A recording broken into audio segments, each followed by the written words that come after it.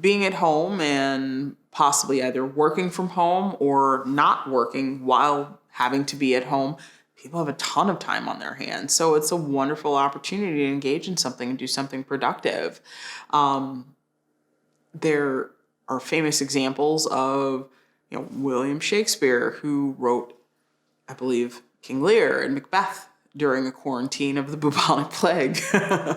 And Sir Isaac Newton developed calculus during also a quarantine. So why not consider something or work on that book, work on the play, work on the art, work on something creative or something you've been meaning to do. You can clean out your garage, you can clean out your closets, figure out the things you'll be able to go and donate when these places are open again.